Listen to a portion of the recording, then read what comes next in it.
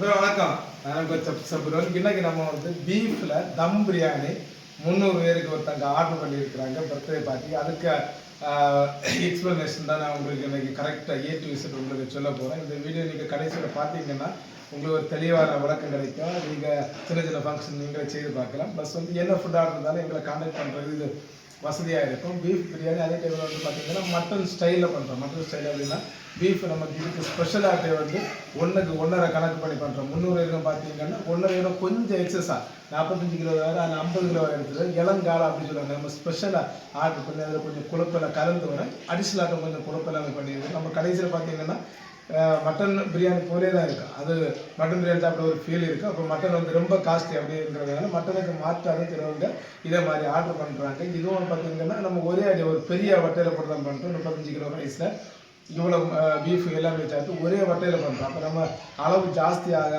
நம்ம பக்குவங்கள் எல்லாம் ரொம்ப கரெக்டாக இருக்கணும். கம்மியாக இருந்தால் சொன்னீங்கன்னா நம்ம தண்ணியெல்லாம் கொஞ்சம் ஜாஸ்தியான கூட ஒன்றும் செய்யாது. நம்ம இதே டைமில் வந்து நம்ம ஜாஸ்தி வர தண்ணி அளவு நம்ம கரெக்டாக வச்சு எக்ஸாக்ட்லி ரொம்ப பர்ஃபெக்டாக பண்ணணும். நம்ம பீஃபை ஏற்கனவே வந்து 80% வேக வைக்கிறோம். நம்ம ஒரே ஏரியா போட்டோம்னா அது வந்து வரைக்கும் ரொம்ப நேரம் ஆகும். பிரியாணி மட்டுமே 4 மணி நேரத்துக்கு மேலே ஆகும். இது 80% வேக வச்சு அப்புறம் நம்ம வந்து பிரியாணிக்கு வெங்காயம் தக்காளி இல்லாமல் வெங்காயம் 1 கிலோவுக்கு 400 கிராம் கணக்கு பண்ணி 35 கிலோவுக்கு 14 கிலோ வெங்காயம். அப்புறம் தக்காளி வந்து நம்ம லைட்டாக கொஞ்சமாக போட்டால் போதும். ஒரு 3 கிலோ தான் நம்ம தக்காளி யூஸ் பண்ணுறோம். ரொம்ப தக்காளி ஜாஸ்தி ஆக தக்காளி சாதத்துக்கு ஒரு ஃபீலிங் நமக்கு வரும். அதனால் பிரியாணி அப்படிங்கிறது தக்காளி நம்ம கம்மியாக தான் போடணும். ஏன் பார்த்தீங்கன்னா இஞ்சி பூண்டு பேஸ்ட் நம்ம மொத்தம் 1 கிலோவுக்கு 100 கிராம் கணக்கு பண்ணி இஞ்சி பூண்டு அது பார்த்தீங்கன்னா மொத்தமாக 6 கிலோ அதுவே நம்ம சேர்க்குறோம். தயிர் நம்ம வந்து 3 லிட்டர் சேர்ப்போம். அந்த புளிப்பே நமக்கு போதுமானது. அதனால தக்காளி வந்து கம்மியாக சேர்த்தா போதும். இப்போ பீஃபை வந்து நம்ம பாயில் போடுறோம். பீஃப்லேயே வந்து நம்ம இஞ்சி பூண்டு பேஸ்ட்டை மொத்தமாக பேஸ்ட் பண்ணி அதில் கொஞ்சமாக ஒரு பார்ட் ஒரு 25% பக்கத்தில் நம்ம அப்படியே வேக வைக்கிற பீஃபில் சேர்த்துருவோம். கொஞ்சம் உப்பும் கரெக்டாக போடும். அதில் கொஞ்சம் பச்சை மிளகாய் சேர்ப்போம். அப்போ அப்படிங்கிற டைமில் என்னென்னா அதுவும் ஒரு தனி சாப்பிட்டு நல்லா டேஸ்ட்டாக இருக்குது. மசாலா எல்லாம் கலந்து வர டைமில் ரைஸ் எல்லாம் நம்ம டைரெக்டாக தான் தம் போட்டு பண்ணுறோம். தம் பிரியாணி அப்படிங்கிற டைரெக்டாக போடுறோம். தம் பிரியாணி இதில் வடி பிரியாணி இருக்குது. நம்ம செப்பரேட்டாக பண்ணி அடுக்கு போடுறது இருக்குது. செப்பரேட்டாக கீ ரைஸ் பண்ணி சாப்ஸ் பண்ணி அந்த பிரியாணி செய்யறது. இது தம் பிரியாணி அப்படிங்கிற டைமில் நம்ம டைரெக்டாக தான் பண்ணுறோம். இப்போ டைரெக்டாக பீஃப் வேக போடுறதை பார்ப்போம். நான் சொன்ன பார்த்துருக்கேன் பாருங்கள். கரெக்டாக மட்டனுக்கு ஃபீலிங் இருக்கும். கொஞ்சம் கொழுப்பு இருக்குது. ஒன்றுமே வந்து கரெக்டாக 30 கிராம் சைஸில் கட் பண்ணிடுது. அப்படிங்கிற டைமில் எல்லாம் ஒரு ஆளுக்கு மினிமம் வந்து 5 பீஸ் வரும். அப்போ நம்ம பிரியாணியில் 5 பீஸ் நம்ம இந்த கறி கொடுக்குறோம் அப்படின்னாலே வந்து சாப்பிட்றதுக்கு எப்படி செழிப்பாக இருக்குன்னு பார்த்துக்கோங்க. இப்போ கொதிக்கிறதுக்கு ஸ்டார்ட் ஆகுது. கொழுப்பிற்கு எல்லாமே இருக்குது பாருங்கள். கொஞ்சம் எலும்பு எல்லாமே சேர்ந்து தான் வந்துருக்கு. அப்போ தான் பிரியாணிக்கு வந்து ரொம்ப டேஸ்ட்டே கொடுக்கும். இப்படி ஒரு வாட்டி நான் அப்படி மிக்ஸ் பண்ணி விடுறேன். மிக்ஸ் பண்ணி விட்டுட்டு பார்த்தீங்கன்னா இதில் உப்பு, பச்சை மிளகு, இஞ்சி பூண்டு பேஸ்ட் இவ்வளோ சேர்த்து 80% வரை வேக வைக்கிறேன். அப்படியே வந்து கொஞ்சம் நேரம் ஆன வந்து நம்ம பிரியாணிக்கு ஒரு பெரிய 70 கிலோ வட்டை வைக்கிறோம். நம்ம ரைஸு ப்ளஸ் வந்து இந்த கறியெல்லாம் சேர்ந்து வார டைமில் பக்குவம் கரெக்டாக இருக்கணும்னா ரொம்ப பெரிய வட்டையில் தான் இது பண்ணலாம்.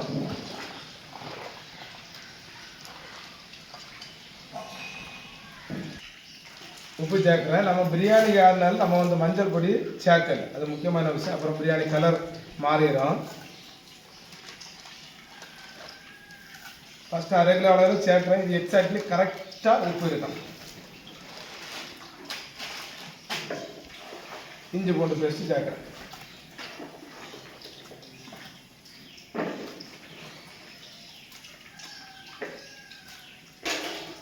பச்சை மிளகு சேர்க்குறோம். மொத்தமாக 1.5 கிலோ அளவில் இந்த பிரியாணி சேர்க்குறோம். அதில் வந்து ஒரு பார்ட் மட்டும் இப்போ சேர்க்குறோம். மீதி வந்து நம்ம வெங்காயம் வதக்கி வந்ததுக்கப்புறம் அப்படியே வந்து அந்த மசாலாவில் சேர்த்துக்குவோம். நல்லா கிண்டி விட்டு மூடி போட்டு வேக விட்டுறோம். இடையிடையே 1-2 வாட்டி மூடி எடுத்துக்கிட்டு இந்த மாதிரி கிண்டி விட்டுக்கணும். நம்ம லைட்டாக கொஞ்சம் தண்ணி இருக்கிறது அதனால் அடி பிடிக்கிறதுக்கு வாய்ப்பு இல்லை. இருந்தாலும் இடையிட கிண்டி விட்டுக்கணும்.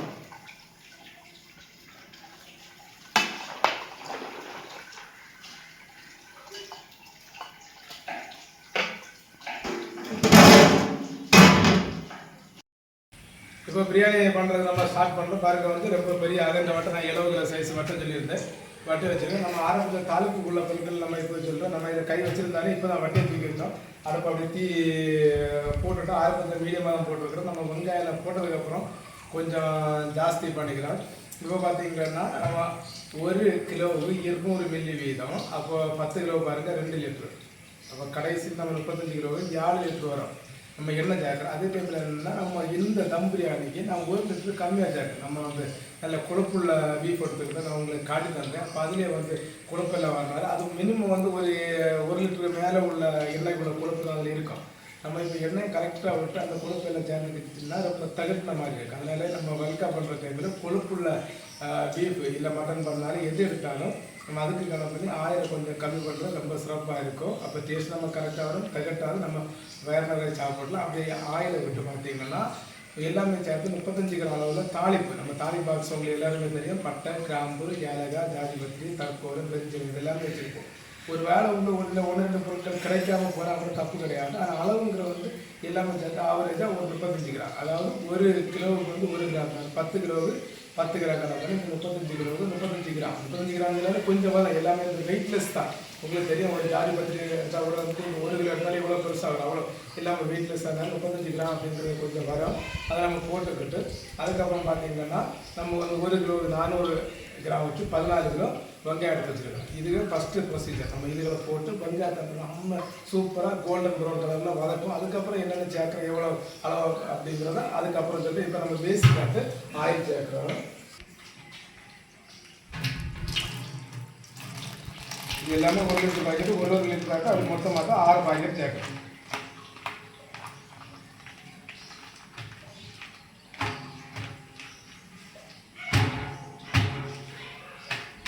மொத்தமாக 6 லிட்டர் எண்ணெய் விட்டாது. எண்ணெய் நல்லா சூடானதுக்கு அப்புறம் தான் தாளிப்பு போடணும். நம்ம ஓவர் சூடாகி நம்ம தாளிப்பு கரியக்கூடாது. அது ரொம்ப முக்கியமான விஷயம். இது எண்ணெய் சூடாகி வருது, தாளிப்பு தாங்க தாளிப்பு போட்டு தாளிப்பு கொஞ்சம் கொதிக்கிறது. இந்த அளவு சூடாகணும். ரொம்ப ஓவர் சூடாக இருக்கக்கூடாது, சூடு ஆகாமலும் இருக்கக்கூடாது.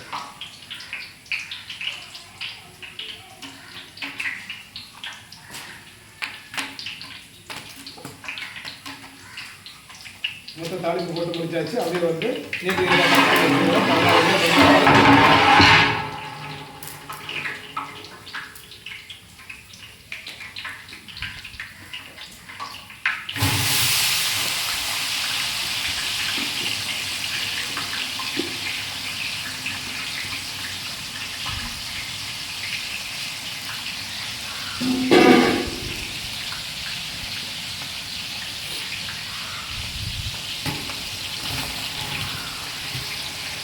நம்ம 2 பாத்திரத்தில் வச்சுட்டு இருக்கிறோம். அது அளவு வந்து ஒரே அளவு தான்.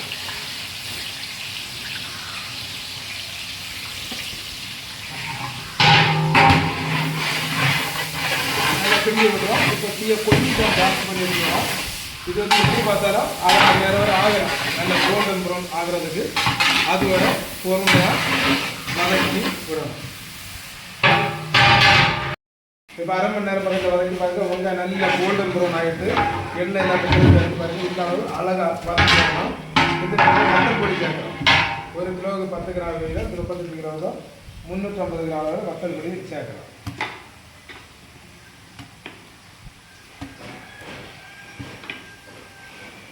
இருபது கிராம் வரும் 7 கரண்டி வத்தல் பொடி சேர்த்துக்கிட்டோம்.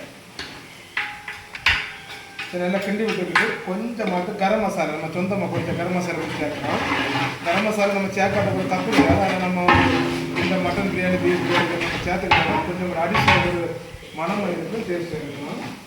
இது கிராம் கணக்கு ஒரு 30 கிராம் தான் இருக்கும். கொஞ்சமாக சேர்த்தாங்க.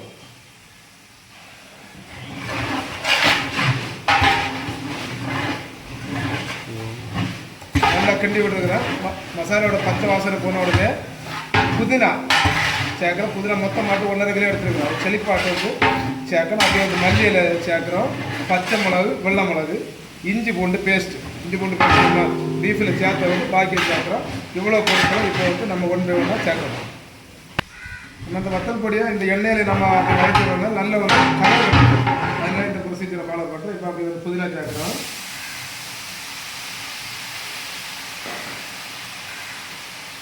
மல்லி இலை,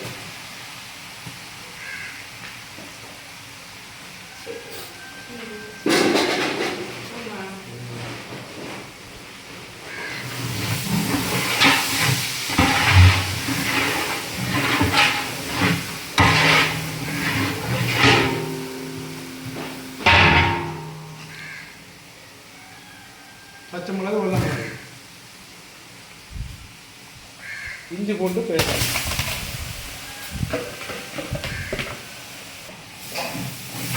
நல்லா ஒரு 5 நிமிஷம் வரை வதக்கி விடலாம்.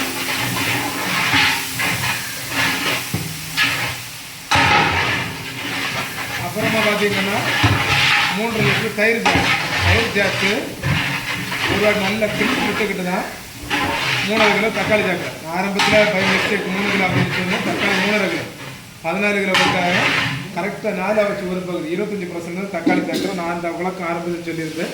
தக்காளி ஜாஸ்தியான தக்காளி சுவாரோட ஒரு ஃப்ளேவர் வரும். அதனால என்னென்னா தக்காளி நம்ம பார்த்துலாம் போடுவோம்.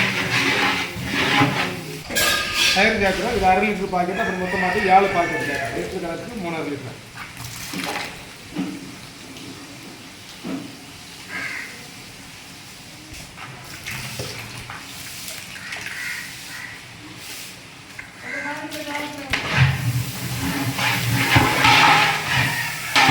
நல்லா கிண்டி விட்டு ஒரு 5 நிமிஷம் போல கிண்டி விடணும். தயிர் உள்ளாடி அந்த மசாலா எல்லாம் நல்லா பிடிச்சி தயிரோட வெள்ளை கலரும் மாறி இந்த மசாலா கலர் தான் ஆகும் வரையிலும் நல்லா கிண்டி விடணும். அதுக்கப்புறம் தக்காளி சேர்க்கணும். தக்காளி சேர்த்து பார்த்தீங்கன்னா உப்பு கல்லுப்பு சேர்க்கலாம். 1 கிலோ அளவு சேர்க்கணும். ஏற்கனவே நம்ம டீப்னு தேவையான அளவு சேர்ந்துக்கிறோம். நம்ம ரைஸில் உள்ளே சேர்ந்து வரனால உப்பு மொத்தமாக ஒரு 10-15% ஜாஸ்தி ஆகிற மாதிரி பார்க்கணும். அப்போ தான் ரைஸில் என்ன பிடிச்சி வரணும்னா கடைசியில் எல்லா டேஸ்ட்டு ரைஸில் மட்டனில் மசாலா இது எல்லாமே கரெக்டாக உப்பு பிடிச்சி மசாலா பிடிச்சி டேஸ்ட்டு கரெக்டாக இருக்கும். இப்போ தக்காளி சேர்க்கணும்.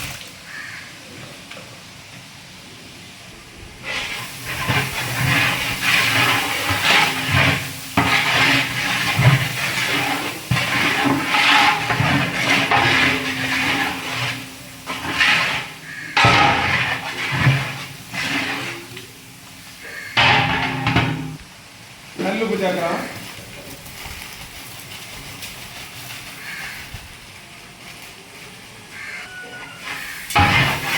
பார்த்தீங்கன்னா ஒரு 5 நிமிஷம் போல நல்லா கிண்டி விடும். கிண்டி விட்டுக்கிட்டு இந்த மசாலா இப்போ நல்லா வரும். அது சேர்ந்து வந்து பாருங்க. இந்த மாதிரி மசாலா சேர்ந்து வரணும். அதுக்கப்புறம் பார்த்தீங்கன்னா நம்ம 80% வேக வச்சுக்கிறோம். கறி சேர்த்து ஒரு 5 நிமிஷம் போல நம்ம நல்லா குக் பண்ணிவிட்டு அதுக்கப்புறம் தேவையான தண்ணி சேர்க்கணும். தண்ணி 1க்கு 2 நம்ம ரைஸ் ஜாஸ்தி ஆக தண்ணி கம்மி போகும். மொத்தம் பண்ணணும்னா 35 கிலோவுக்கு 87 லிட்டர் தண்ணி வரும். அதில் பார்த்தீங்கன்னா ஏற்கனவே நமக்கு பீஃபில் தண்ணி இருக்குது. அதுக்கு தகுந்த சாதம் தண்ணி குறைச்சி விட்டாங்க. இந்த பீஃபு சாப்பிட்டு நம்ம ஏற்கனவே மொத்தமாக வேக வச்சு இறக்கி வச்சுருக்கிறோம். சூப் சாப்பிட்றது கஷ்டம் அப்படின்றதுனால ஒரு பாத்திரத்தில் வந்து நம்ம கொஞ்சம் கொஞ்சம் மாட்டாங்க சேர்த்துக்கிறோம்.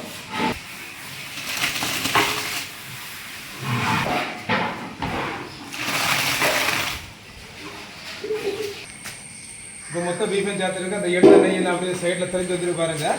இதை தீயை ஜாஸ்தி பண்ணிவிட்டு ஒரு 5 நிமிஷம் போல் இந்த கடைசியில் நம்ம கொஞ்சம் கூட குக் பண்ணணும். அப்படிங்கிற டைம் பீஃபுக்குள்ளாடி ஏற்கனவே இஞ்சி பூண்டு பேஸ்ட்டு பச்சை மிளகாலாம் போட்டு வரோம்.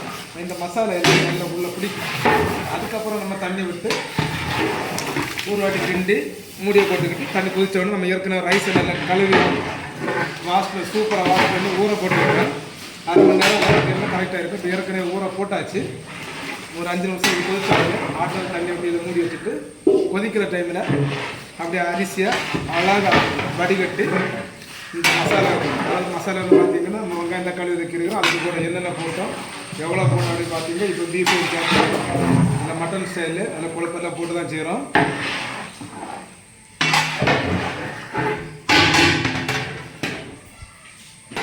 இப்போ 5 நிமிஷமாக நல்லா கொதிச்சு வந்து பாருங்கள். 100% கொதிச்சு வந்துட்டு மசாலா எல்லாமே உள்ளே நல்லா பிடிச்சிட்டு இந்த டைமில் ஒரு வாட்டி கிண்டி விட்டுக்கிட்டு ஆடினது தண்ணி சேர்க்குறோம். தேவையான அளவு தண்ணி சேர்த்து மூடி போட்டு தீயை ஜாஸ்தி பண்ணுறோம். அப்புறம் ஒரு 10-15 நிமிஷத்தில் மறுபடியும் கொதிக்கும்.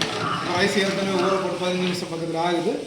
ரைஸ் 1/2 மணி நேரம் ரோட்டில் ஊறுகிறோம். அதுக்கப்புறம் ரைஸை வடிகட்டி நம்ம டைரெக்டாக இதில் சேர்த்து தான் தம் போட போகிறோம். உப்பு காரெலாம் சொல்லியிருக்கிறோம். ஒரு 15% பக்கத்தில் ஜாஸ்தி வர மாதிரி பார்த்துக்கணும். அப்போ நம்ம ரைஸ் வேலை பிடிச்சி வர டைமில் கரெக்டாக இருக்கும்.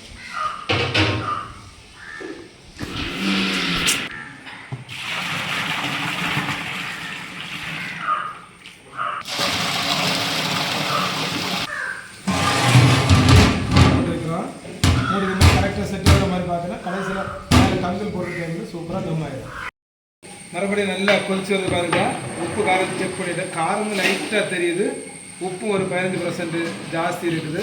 மசாலாவோட பச்சை வாசனை எதுவுமே இல்லை. பீஃபும் பார்த்தீங்கன்னா இப்போ 90% மேலே வந்துடும். என்ன தம் போட்டு ரைஸ் போட்டு நம்ம ஒரு 15 நிமிஷம் கிண்டி விடுவோம். அந்த டைமில் வேகும். அப்புறம் வந்து தம்மில் 20 நிமிஷம். ஏன்னா வந்து பீஃபும் சூப்பராக சாஃப்ட் ஆயிரும். ரைஸ் நல்லா வந்து வரும். இப்போ நம்ம வந்து ரைஸை தண்ணி வடியை வச்சு அரிப்பில் ரைஸ் எடுத்து சேர்க்கணும்.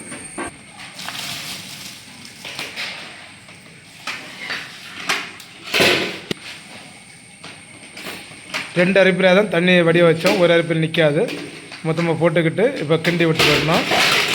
அந்த டைமில் தீயும் ஜாஸ்தி பண்ணணும்.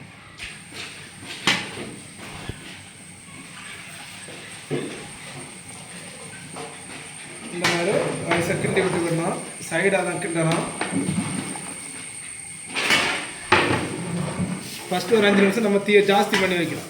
நல்லா கொதிச்சு வர டைமில் தீயை கொஞ்சம் கொஞ்சமாக படிப்படியாக கம்மி பண்ணணும். அப்போ தான் உள்ளே நல்லா வெந்து வரும். கடைசியில் நம்ம ரொம்ப ஸ்லோ பண்ணலாம்.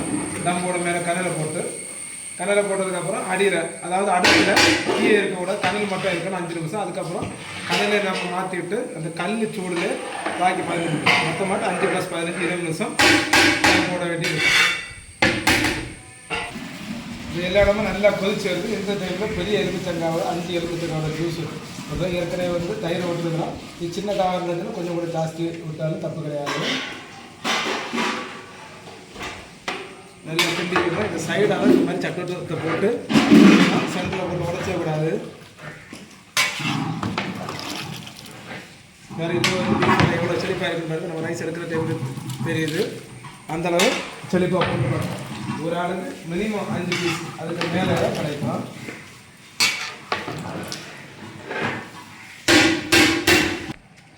மறுபடியும் ரெண்டாவது நல்லா கிண்டி விடுறேன்.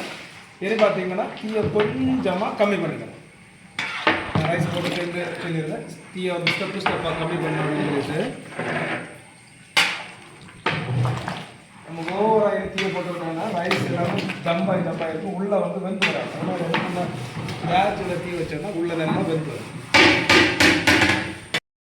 இப்போ இந்த தண்ணி லெவலு பீஃபு ரைஸ் எல்லாமே வந்து ஒரே லெவலில் வந்து 50% மேலே குக்காய் வந்தாச்சு. இந்த டைமில் தீயை கொஞ்சம் கூட கம்மி பண்ணிக்கணும்.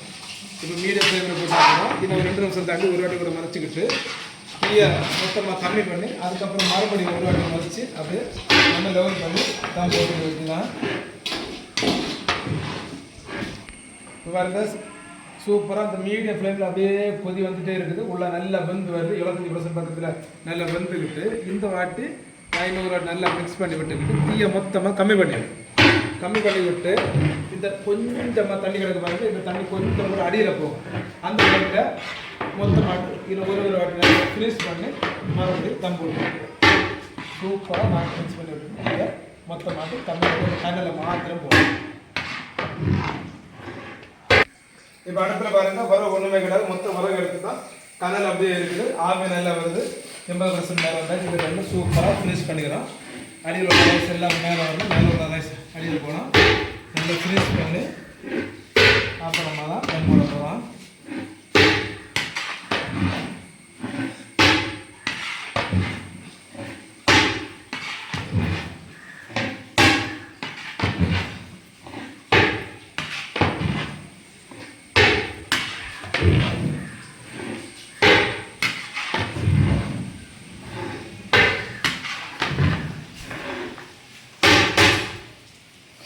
இந்த மாதிரி ஃபைனலாக நம்ம லெவல் பண்ணோம். மேலே நம்ம மூடி போட்டு கனல் போடுற டைமில் எல்லா சைடும் நம்ம லெவல் பண்ணி விட்டாச்சோன்னா மேலே உள்ள அப்படியே அந்த ஆவி உள்ளே வந்து அப்படியே அமைக்கிற பாருங்க. அந்த டைமில் வந்து சூப்பராக மேலே இருக்கிற ரைஸும் தம்மாகும். நம்ம கல்வி சூடில் பாத்திரத்தில் உள்ளே இருக்கிற ரைஸும் நம்ம நல்லா தம்மாயிடும். இந்த மாதிரி ஃபினிஷ் ஆகி மீதி இருக்கிற மல்லி இலையை போட்டு தான் நம்ம மூடி போட போகலாம். மல்லி இலை போட்டு மீதி வச்சோம். அது நீங்கள் மல்லி போடுற டைமில் பார்த்தீங்க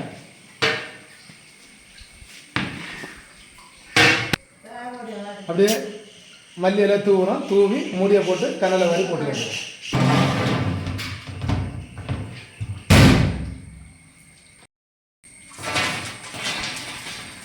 பாதி கனல் வாரி போடணும். கல் செழிப்பாக போட்டு மீதி கனல் அப்படியே அடுத்த அடியில் இருக்கும். ஒரு 5 நிமிஷம் தாண்டின உடனே அந்த கனலை மொத்தமாக குறைச்சிக்கணும். அடியில் கொஞ்சம் ஒட்டக்கூடாது. நல்லா வெந்து வரணும்.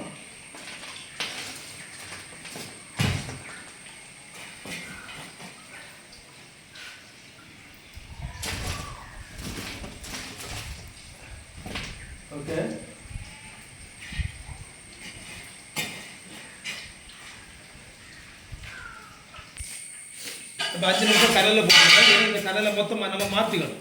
இது ரொம்ப ஆச்சுன்னா இப்போ உள்ள ஒரு சொட்டு தண்ணி கூட இருக்காது.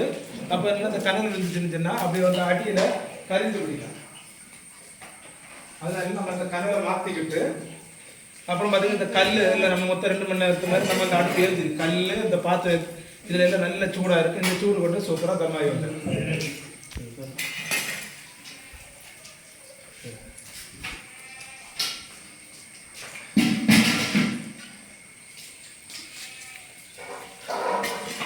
மொத்தமாக கொஞ்சம் கூட இந்த கண்ணில் கிடைக்கிறது அவசியம் கிடையாது. மொத்தமாக அப்படியே நம்ம வந்து மாற்றிக்கலாம். இப்போ மொத்த கனலையை மாற்றிட்டு அடுப்பு அணைச்சி போட்டிருக்கிறோம். மேலே உள்ள கனல் மட்டும் அப்படியே இருக்கும். இந்த கனல் இதுக்கு பார்த்தீங்கன்னா நம்ம மேலே உள்ள ரைஸ் இல்லை நம்ம டாப்பில் இருக்கிறது கொஞ்சம் விர இருக்குது. இந்த கனலுக்கு சூடு உள்ள ஆவி அப்படியே வந்து ப்ரெஸ் பண்ணும். அந்த டைமில் வந்து சூப்பராக எல்லா இடமும் உள்ள போய் வெந்து வரும். இப்போ தம் போட்டு மொத்தம் 20 நிமிஷம் போட்டு மூடி அப்படியே இருக்கிறோம். இந்த மாதிரி 2 பேர் எடுத்து மூடி எப்படி இழுத்து எடுக்கணும். அப்போ ஆவி கையில் அடிக்காமல் இருக்கும். நல்லா இறக்கி விட்டுறோம். ரைஸில் மேலே இருக்கணும்.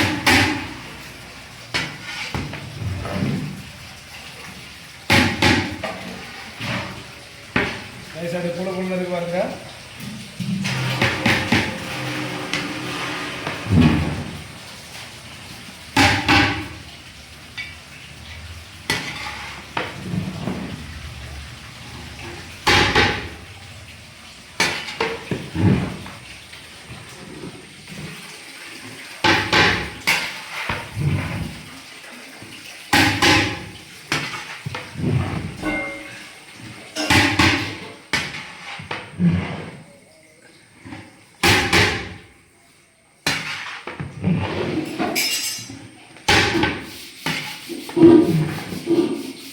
சூப்பராக மிக்ஸ் பண்ணிட்டாச்சு. நான் உங்கள் டேஸ்ட்டு பார்த்து சொல்கிறேன். அப்படியே வந்து நம்ம ஒரு பாத்திரத்தில் மாற்றி பாட்டுக்கு அனுப்ப போகிறோம். ஃபுட் ஆர்டர் தான் மறக்காமல் கான்டாக்ட் பண்ணுங்கள்.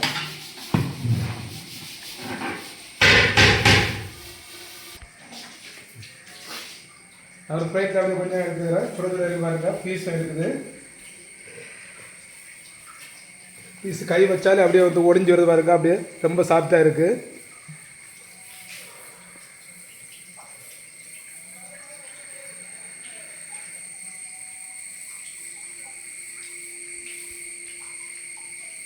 பீஸ் எல்லாம் ஒரு வாயில் வச்சாலே கரைஞ்சி போகுது. மசாலா நல்லா பிடிச்சிருக்கு. ரைஸும் நல்லா குக் ஆகிருக்கு. உனக்கு உடஞ்சி போகல பாருங்க. டேஸ்ட் ரொம்ப பிரமாதமாக இருக்குது.